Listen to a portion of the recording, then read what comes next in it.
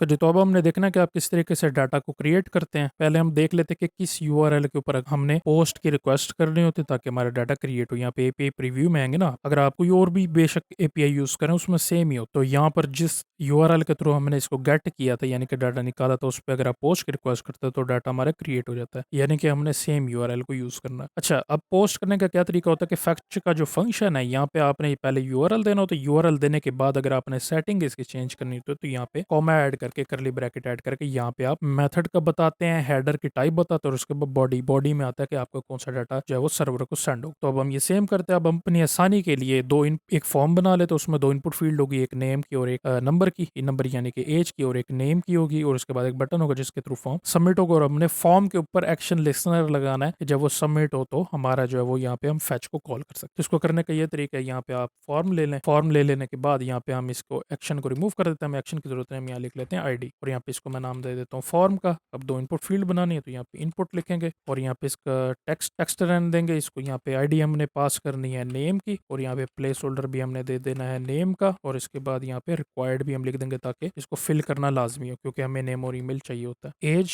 और यहाँ पर इसको कर देंगे नंबर और नेम की जगह यहाँ पे एज प्लेस होल्डर में। और फाइनल हमें बटन चाहिए तो बटन ले लेंगे, इसकी टाइप जो है वो हम ले लेते हैं सबमिट। ठीक है, टाइप इसकी सबमिट ले लेंगे और इसके बाद इसका नाम हम रख देते हैं पोस्ट। ठीक है, पोस्ट करने का इसको सेव कर देते हैं। यहाँ पे आके एक दफा इसको चेक भी कर लेते हैं, हमारे यहाँ पे फॉर्म क्रिएट हो चुका है नेम और एज के साथ। अब हमने ये करना है कि इस फॉर्म को, नेम को और एज की फील्ड को यहाँ पे क्वेरी सिलेक्टर के थ्रू यहाँ पे इसको फेच कर लेना यानी कि एक्सेस करना है। तो मैं यहाँ से इसको कॉपी कर लेता हूँ, कॉपी करके यहाँ पे पेस्ट कर देता हूँ और यहाँ पे इसको मैं कर देता हूँ कॉन्स्ट फ्लैट भी लिख सकते हैं, इसमें कोई इशू नहीं। यहाँ पे एज और हमारे क्वेरी सिलेक्टर में भी नाम यहाँ पे एज था। कॉपी कर लेते हैं, दोबारा यहाँ पे नेम कर देते हैं इसको। ठीक है, और फिर इसके बाद लास्ट यहाँ पे फॉर्म को भी हमने सेलेक्ट करना, तो यहाँ पे फॉर्म। ये स्पेशल कराने का ये वजह कि यहाँ पे एक बहुत बड़ा प्रॉब्लम आएगा, वो मैंने आपको सॉल्व करवाना है। ठीक है, और यहाँ पे अब हम फॉर्म के ऊपर एक्शन लिस्नर लगा लेते हैं। तो form dot add action listener, action listener के अंदर हमने यहाँ पे इसको सबमिट का टेक्स्ट, सबमिट का चेक करना है। तो यहाँ पे आप लिख देते हैं सब, यानी कि जब सबमिट होगा तो फंक्शन लॉन्च होगा। फंक्शन के अंदर हम यहाँ पे लिखते हैं हमारा कोड एरो फंक्शन है। ठीक है, इससे कंफ्यूज नहीं होना, अक्सर आपको दूसरे फंक्शन भी जो है वो मिलेंगे। यहाँ पर एक प्रॉब्लम आ रहा है, वो मैं अभी आपको सॉल्व कराऊंगा, लेकिन उससे पहले हम इसको एक दफा क्रिएट करके देख लेते हैं। तो फेच का फंक्शन यहाँ पे ले लेते हैं, फेच लिख देना आपने यहाँ पे, और इसके अंदर मैंने आपको बताया कि यहाँ पे मेथड हमने देना, तो मेथड, हेडर और बॉडी, यहाँ पे कॉमा ऐड करें और यहाँ पे करली ब्रैकेट, ये ऑब्जेक्ट के तौर पे यहाँ पे आएगा। तो पहले आ जाएगा मेथड, मेथड हम पोस्ट का करना है तो यहाँ पे पोस्ट का मेथड आ जाएगा। जब भी आपकी कोई एपीआई कहेगा यहाँ पे आपने पोस्ट करना है यानी कि मेथड क्रिएट होगा। और यहाँ पे अगर आप आके चेक कर रहे क्रिएट के अंदर, तो यहाँ पे एपीआई की डिटेल में पोस्ट दिया। ठीक है, यानी कि इस पे पोस्ट की करेंगे तो यहाँ पे हमने पोस्ट लिख दिया। और यहाँ पे फिर आ जाएगा हेडर, हेडर्स, यहाँ पे फिर ये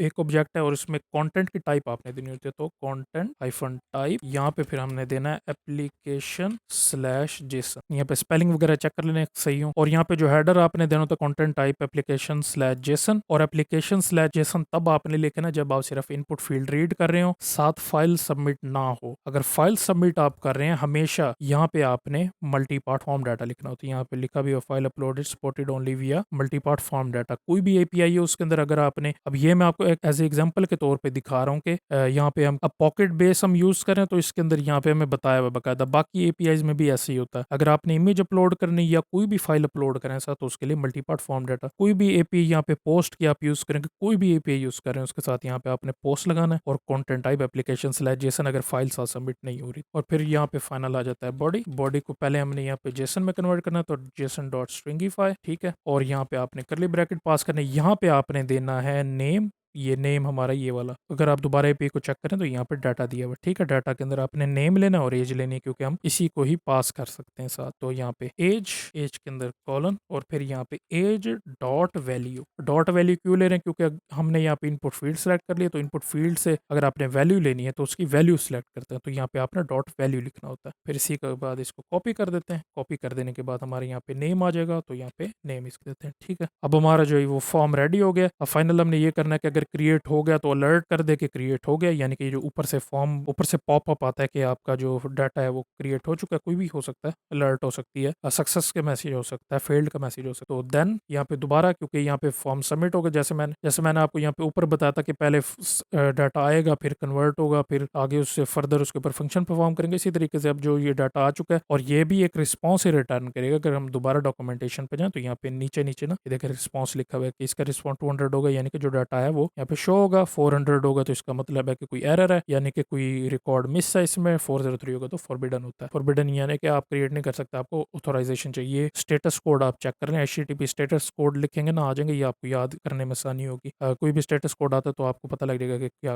एरर है। यहाँ पे तो इन्फॉर्मेशन दी हुई है वैसे। अब आपने ये करना है कि क्योंकि रिस्पॉन्स आ चुका है तो यहाँ पे मैं सिंपल इसको पास कर देता हूँ। अब सक्सेसफुल होगा तो जारी बात है यहाँ पे 200 का रिस्पॉन्स होगा तो रिस्पॉन्स आएगा यहाँ पे, और मुझे पता होगा कि ये हो चुका है क्रिएट। तो यहाँ पे मैं इसको कर देता हूँ अलर्ट। अलर्ट के अंदर मैं यहाँ पे कर देता हूँ डेटा हैज बीन पोस्ट, यानी कि डेटा पोस्ट हो चुका है। अच्छा, और अगर एरर हो तब क्या करना है? जैसे हमने सेम ये एरर कैच किया था, इसको यहाँ पे कैच कर लेते हैं हम दोबारा। यहाँ पे मैं नीचे कर देता हूँ इसको, ठीक है, और यहाँ पे अलर्ट कंसोल डॉट लॉग की बजाय इसको अलर्ट कर देते हैं। इसको सेव कर देते हैं। अब डाटा पोस्ट हो जाएगा। अगर सक्सेसफुल होगा, अगर फेल्ड हो जाता है तो उसके बाद यहाँ पे कैच में एरर शो करा देगा कि क्या आपका प्रॉब्लम आया सिस्टम। अब सारा कुछ चेक कर लेते हैं एक दफा। हमारा फॉर्म भी आ गया, यहाँ पे नेम भी आ गया, और हमने यहाँ पे इसमें बटन भी क्रिएट कर दिया। अच्छा, यहाँ पे एक प्रॉब्लम है, वो मैं आपको दिखाता हूँ। इसको मैं यहाँ पे ना एक दफ़ा क्रिएट करता हूँ, ठीक है। यहाँ पे आके इसको मैं सबमिट करता हूँ, ताहिर दे देता हूँ, ये 35 या 25 तो सबमिट करते। यहाँ पे आगे फेल टू फैच जैसे ओके करता हूँ, यहाँ पर तो डाटा शो हो गया, लेकिन यहाँ पे इसने दिखाया कि डाटा हैज बिन, यहाँ पे दिखाना चाहिए था ऊपर डाटा हैज बिन पोस्टेड, लेकिन उसने एरर दिखाया। क्यों? क्योंकि हमारा पेज जो है वो रिफ्रेश हुआ है। तो इस पूरे पेज को रिफ्रेश होने से रोकने के लिए आप क्या करते हैं, यहाँ पे प्रिवेंट डिफॉल्ट लगाते हैं, ताकि पेज का जो रिफ्रेश है वो रुक जाए, लेकिन हमारी जो यहाँ पे फेच की रिक्वेस्ट है वो सेंड हो जाएगी। ये हो भी गई है सेंड, और डाटा क्रिएट भी हो गई। यहाँ पे आपके सामने आ रहा है कैच एरर तक, क्योंकि उसने यहाँ पे अभी देन तक पहुंचना था, तो फॉर्म सबमिट होते ही पेज रिफ्रेश हो गया था, इसलिए ये एरर दिखा दिया। तो इसको करने का सिंपल तरीका ये है कि यहाँ पे जो हमने फॉर्म दिया है इसके ऊपर आप लिख दें ई, कुछ भी लिख सकते हैं यहाँ पे, यहाँ इवेंट लिख सकते हैं, और यहाँ पे मैं अंदर आके इसके स्टार्ट में आप लिख देना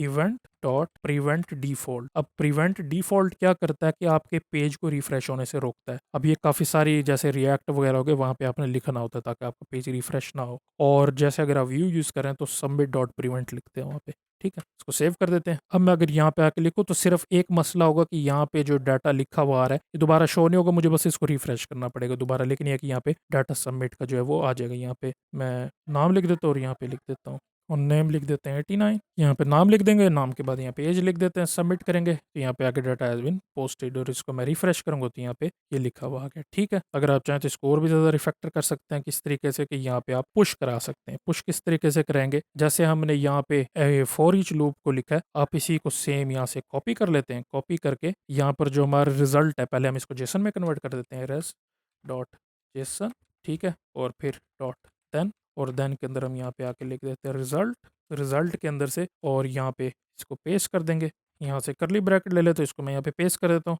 अब मैंने दोबारा सेम यहाँ पे, क्योंकि हम स्टूडेंट को क्रिएट कर रहे हैं तो यहाँ पे स्टूडेंट आ जाएगा। और उसके बाद क्या होगा कि जो हमारा रिजल्ट है, हमने रिजल्ट के अंदर से नेम लेना है। यहाँ पे रिजल्ट आप लिख दें एलिमेंट की जगह। क्या होगा कि नया एलिमेंट क्रिएट होगा, उसके अंदर ये अपेंड होगा, और उसके अंदर ये लिस्ट आइटम ऐड होगा, और लिस्ट आइटम के बाद यहाँ पे ये अपेंड भी हो जाया करेगा। अब इसका रिजल्ट हमें कैसे पता लग रहा है? अगर हम यहाँ पे दोबारा डॉक्यूमेंटेशन पे आते हैं तो यहाँ पे देख सकते हैं 200 के अंदर डायरेक्ट ऑब्जेक्ट आता है। तो डायरेक्ट ऑब्जेक्ट आ रहा है तो उसमें से हम यहाँ पे डायरेक्ट नेम और एज को यहाँ पे शो कर रहे हैं। इसको एक दफ़ा टेस्ट कर लेते हैं। इसको मैं सेव कर देता हूँ। सेव करके यहाँ पे आके इसको टेस्ट करते हैं दोबारा। यहाँ पे नाम ले लेते हैं, यहाँ पे 45 पुश, ठीक है। यहाँ पे ये आ गया। अब क्योंकि मैंने अलर्ट हटा दिया था यहाँ से, तो यहाँ पे अलर्ट नहीं है, ये डायरेक्ट ऐड करता जा रहा है। इसको रिफ्रेश करेंगे, ये देखिए ये वहीं का वहीं रहा। और यहाँ पे दोबारा मैं एक और नाम ले लेता हूँ 45 एज, तो ये दोबारा इस तरीके से आप ऐड करते जा सकते हैं। अब ये ऑटोमेटिकली यहाँ पे नीचे अंदर पुश भी करता जाएगा। तो इस तरीके से करके आप जैसे टू डू लिस्ट होती है वो भी क्रिएट कर सकते हैं। आगे चल के हम डिलीट और अपडेट भी देखेंगे।